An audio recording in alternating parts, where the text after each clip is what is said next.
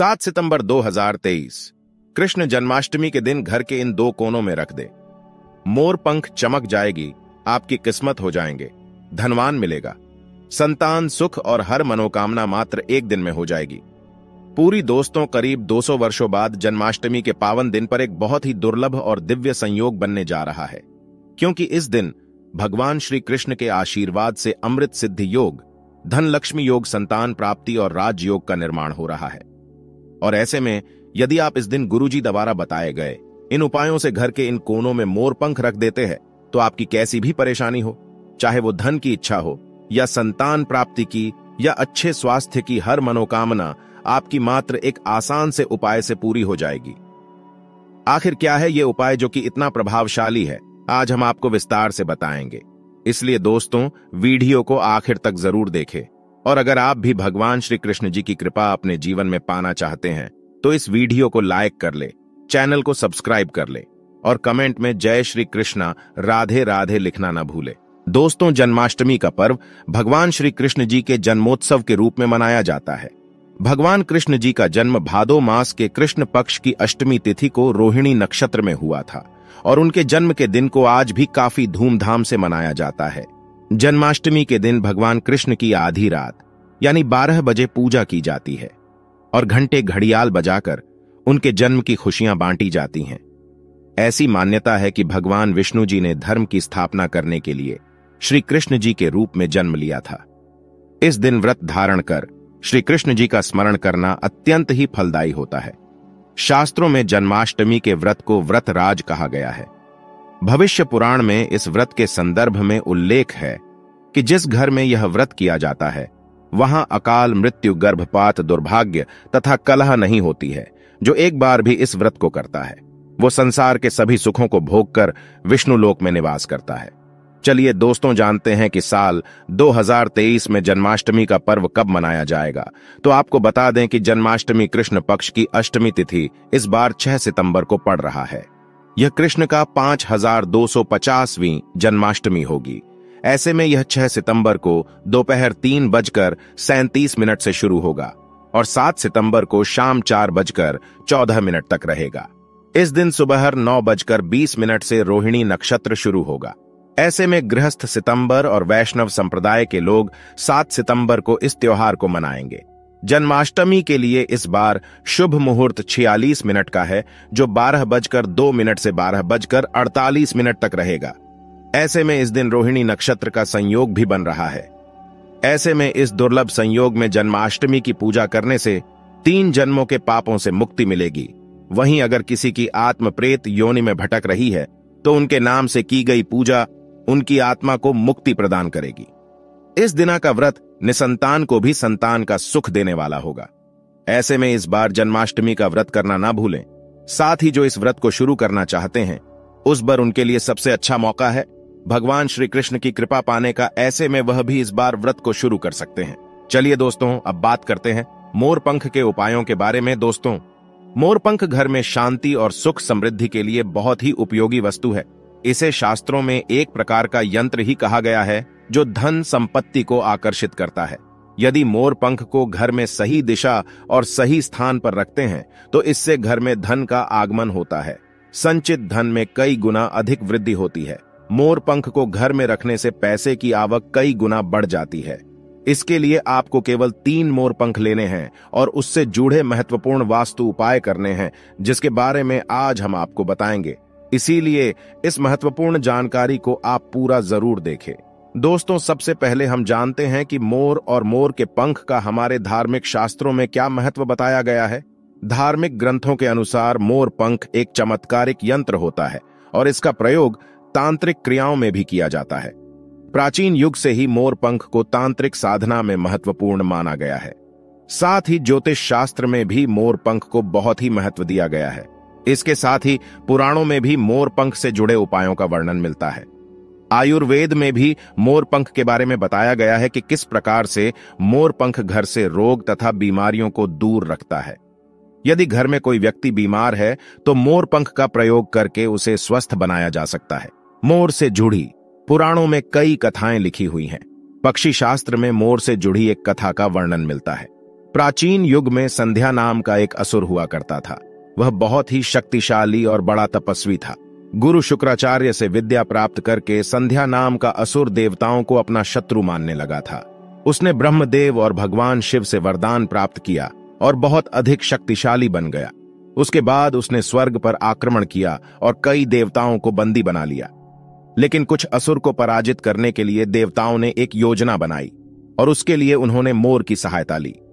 सभी देवता और नवग्रह मोर के पंखों में विराजित हो गए, जिससे मोर बहुत ही अधिक शक्तिशाली बन गया और विशालकाय रूप धारण करके उस मोर ने संध्या असुर पर आक्रमण कर दिया। इस युद्ध में संध्या असुर का वध हो गया और देवताओं को उनका आधिपत्य फिर से प्राप्त हुआ। सभी देवताओं ने मोर की प्रशंसा की और उसे भी पूजनीय होने का वरदान दे दिया। तभी से मोर को बहुत ही पवित्र माना जाता है। जिस स्थान पर भी मोर पंख होता है वहां पर 9 ग्रहों का अशुभ प्रभाव नहीं पड़ता है। दोस्तों, केवल ऋषि मुनि और देवता ही नहीं बल्कि भगवान श्री कृष्ण भी मोर की प्रशंसा करते हैं।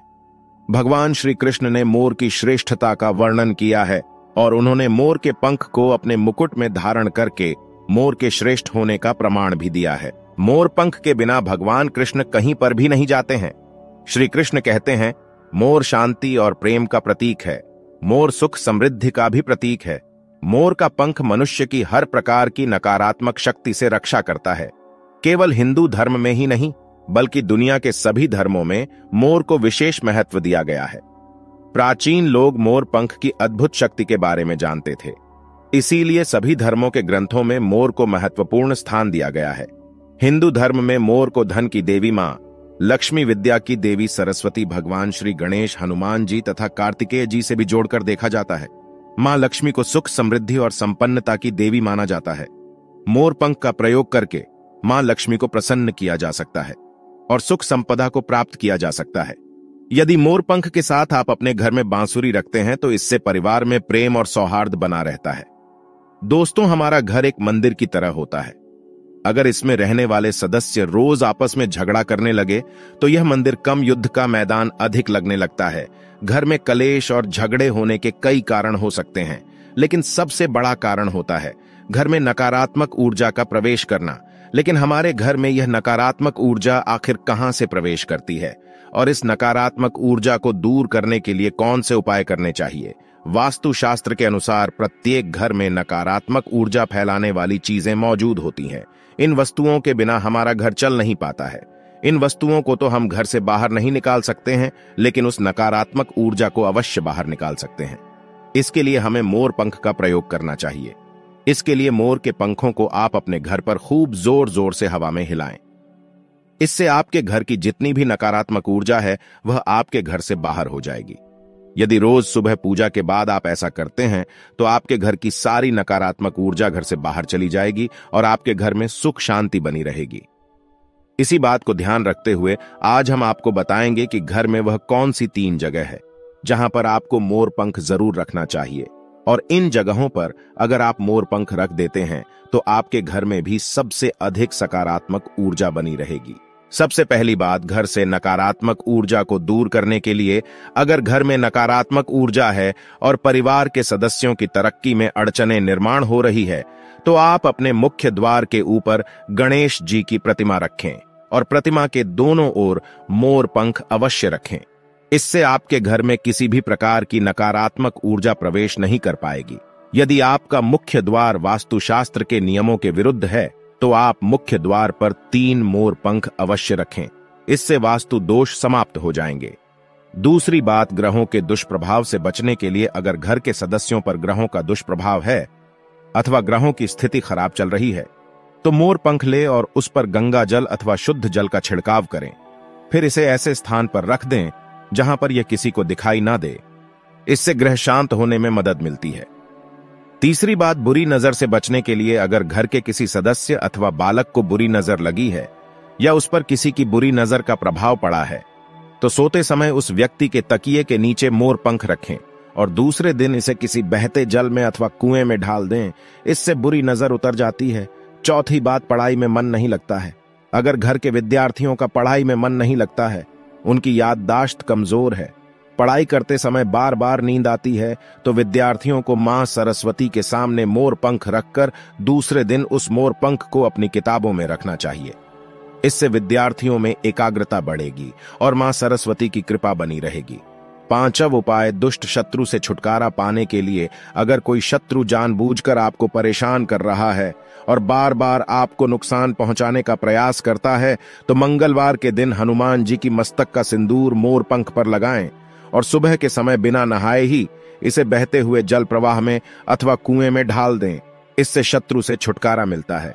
छठी बात, मनवांछित फल प्राप्ति के लिए अगर मन की कोई इच्छा अधूरी है, कई दिनों तक कोशिश करने के पश्चात भी मनवांछित फल प्राप्त नहीं होता है, कार्यों में बार बार रुकावट आ रही है, तो आप राधा कृष्ण के मंदिर में जाकर भगवान श्री कृष्ण को मोर पंख चढ़ाएं अथवा घर में ही श्री कृष्ण की मूर्ति पर मोर पंख लगाएं और अपनी इच्छा उनके सामने प्रकट करें।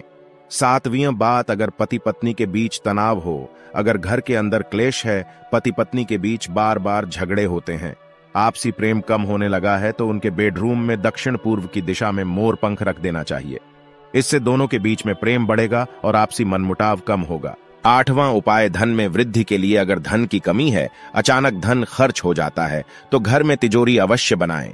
तिजोरी रखते समय ध्यान रहे तिजोरी को पश्चिम की दीवार पर सटाकर रखें और उसका मुख पूर्व दिशा की ओर हो। इससे देवराज की कृपा दृष्टि बनी रहेगी। साथ ही महालक्ष्मी की पूजा में मोर पंख रखकर उसे तिजोरी में रखें। इससे घर में सुख समृद्धि आती है और धन की कमी महसूस नहीं होती है। यदि धन की समस्या आ रही है तो घर के अग्निकोण में अर्थात दक्षिण पूर्व दिशा में अपनी कमर से ऊपर कंधे की ऊंचाई पर 2 मोर पंख शुक्ल पक्ष में लगाएं। जल्दी ही धन प्राप्ति के नए अवसर प्राप्त होने लगेंगे। 9वां उपाय, आप किसी भी शुभ दिन मोर का पंख लेकर घर के किसी ऐसे स्थान पर रखें जहां पर आने जाने वाले लोगों की नजर सबसे ज्यादा पड़ती है। असल में मोर का पंख नकारात्मक ऊर्जा को अवशोषित करता है, इसलिए आपको इसको ऐसे स्थान पर लगाना चाहिए जहां ये सभी को नजर आए। मोर के पंख का यह उपाय न सिर्फ आपको बल्कि आपके घर के सदस्यों के जीवन में भी सुख और समृद्धि जरूर लेकर आएगा। तो दोस्तों, इस प्रकार से मोर पंख का प्रयोग करके आप अपने जीवन में सुख समृद्धि ला सकते हैं। इसी के साथ दोस्तों, जन्माष्टमी के दिन आपको इन उपायों के साथ साथ जन्माष्टमी व्रत कथा भी सुननी और सुनानी चाहिए, जिससे आपके सभी पाप धुल जाते हैं और आपकी हर मनोकामना पूरी हो जाती है। तो आइए शुरू करते हैं जन्माष्टमी व्रत कथा। स्कंद पुराण के मुताबिक द्वापर युग की बात है। उन दिनों मथुरा में उग्रसेन नाम के राजा हुए, लेकिन स्वभाव से वह सीधे साधे थे। यही वजह थी कि उनके पुत्र कंस ने ही उनका राज्य हड़प लिया और स्वयं मथुरा का राजा बन बैठा। कंस की एक बहन थी जिनका नाम था देवकी। कंस उनसे बहुत स्नेह करता था। देवकी का विवाह वसुदेव से तय हुआ तो विवाह संपन्न होने के बाद कंस स्वयं ही रथ हाँकते हुए बहन को ससुराल छोड़ने के लिए रवाना हुआ। स्कंद पुराण के अनुसार जब वह बहन को छोड़ने के लिए जा रहे थे, तभी एक आकाशवाणी हुई कि जिस बहन को वह इतने प्रेम से विदा करने स्वयं ही जा रहा है, उसी बहन का 8वां पुत्र तेरा संहार करेगा। यह सुनते ही कंस क्रोधित हो गया और देवकी और वसुदेव को मारने के लिए जैसे ही आगे बढ़ा, तभी वसुदेव ने कहा कि वह देवकी को कोई नुकसान न पहुंचाए। वह स्वयं ही देवकी की 8वीं संतान कंस को सौंप देगा। इसके बाद कंस ने वसुदेव और देवकी को मारने के बजाय कारागार में ढाल दिया। कारागार में ही देवकी ने 7 संतानों को जन्म दिया और कंस ने सभी को एक एक करके मार दिया। इसके बाद जैसे ही देवकी फिर से गर्भवती हुई, तभी कंस ने कारागार का पहरा और भी कड़ा कर दिया। तब भाद्रपद माह के कृष्ण पक्ष की अष्टमी को रोहिणी नक्षत्र में कन्हैया का जन्म हुआ। तभी श्री विष्णु ने वसुदेव को दर्शन देकर कहा कि वह स्वयं ही उनके पुत्र के रूप में जन्मे हैं। उन्होंने यह भी कहा कि वसुदेव जी उन्हें वृंदावन में अपने मित्र नंद बाबा के घर पर छोड़ आएं और यशोदा जी के गर्भ से जिस कन्या का जन्म हुआ है उसे कारागार में ले आएं। यशोदा जी के गर्भ से जन्मी कन्या कोई और नहीं बल्कि स्वयं माया थी। यह सब कुछ सुनने के बाद वसुदेव जी ने वैसा ही किया। वसुदेव जी ने जैसे ही कन्हैया को अपनी गोद में उठाया, कारागार के ताले खुद ही खुल गए। पहरेदार अपने आप ही नींद के आगोश में आ गए। फिर वसुदेव जी कन्हैया को टोकरी में रखकर वृंदावन की ओर चले। कहते हैं कि उस समय यमुना जी पूरे उफान पर थीं। तब वसुदेव जी महाराज ने टोकरी को सिर पर रखा और यमुना जी को पार करके नंद बाबा के घर पहुंचे। वहां कन्हैया को यशोदा जी के साथ पास रखकर कन्या को लेकर मथुरा वापस लौट आए। स्कंद पुराण के मुताबिक जब कंस को देवकी की 8वीं संतान के बारे में पता चला तो वह कारागार पहुंचा। वहां उसने देखा कि 8वीं संतान तो कन्या है, फिर भी वह उसे जमीन पर पटकने ही लगा कि वह माया रूपी कन्या आसमान में पहुंचकर बोली कि रे मूर्ख, मुझे मारने से कुछ नहीं होगा। तेरा काल तो पहले से ही वृंदावन पहुंच चुका है और वह जल्दी ही तेरा अंत करेगा। इसके बाद कंस ने वृंदावन में जन्मे नवजातों का पता लगाया। जब यशोदा के लाला का पता चला तो उसे मारने के लिए कई प्रयास किए। कई राक्षसों को भी भेजा, लेकिन कोई भी उस बालक का बाल भी बांका नहीं कर पाया। तो कंस को यह एहसास हो गया कि नंद बाबा का बालक ही वसुदेव देवकी की 8वीं संतान है। कृष्ण ने युवावस्था में कंस का अंत किया। इस तरह जो भी यह कथा पढ़ता या सुनता है उसके समस्त पापों का नाश होता है। उम्मीद है आपको यह जानकारी अच्छी लगी होगी। वीडियो को लाइक जरूर करें, कमेंट में जय श्री कृष्ण लिखना ना भूलें। साथ ही चैनल को सब्सक्राइब जरूर करें। आप सभी का धन्यवाद।